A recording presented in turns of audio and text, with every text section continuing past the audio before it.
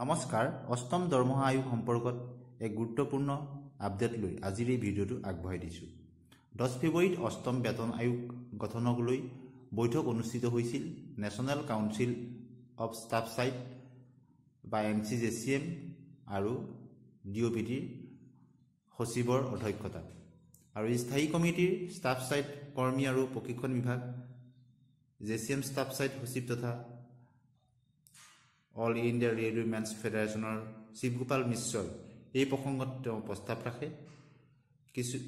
তেওঁ অৱগত কৰে যে গ্ৰেড পে লেভেলক ইটোক আনটোৰ সৈতে একত্ৰিত কৰা হ'ব অৰ্থাৎ মাৰ্জ কৰি দিয়া হ'ব শিৱগোপাল মিশ্ৰই দাবী কৰে লেভেল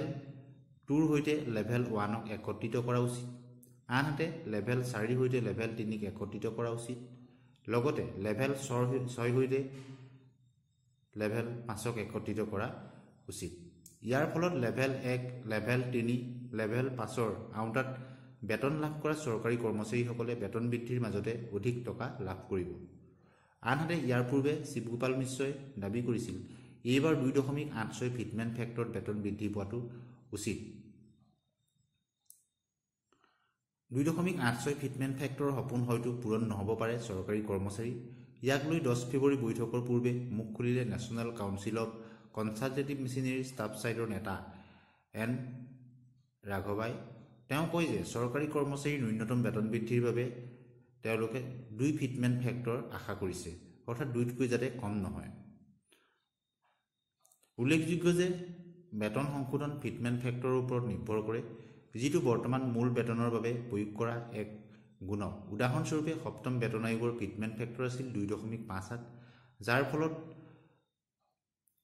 চৰকাৰী কৰ্মচাৰীসকলৰ ন্যূনতম বেতন ৭০০০ টকা আছিল ষষ্ঠ বেতন আয়োগৰ অধীনত আৰু সপ্তম দৰমহাত তাক ন্যূনতম বেতন ১৮০০০ টকা পৰ্যন্ত বৃদ্ধি কৰা হৈছিল এতিয়া অষ্টম দৰমহা আয়োগ হলে ন্যূনতম বেতন আয়োগ ১৮০০০ পৰা যাতে বৃদ্ধি হয় কমেও ৩৬০০০ টকা হয় তেনে ডিমান্ড কৰা হৈছে আৰু ফিটমেন্ট ফেক্টৰ 2.86 দাবী কৰা হৈছে তথাপিতো যাতে 2তকৈ তললৈ নাযায় তাৰ আশা কৰা হৈছে ধন্যবাদ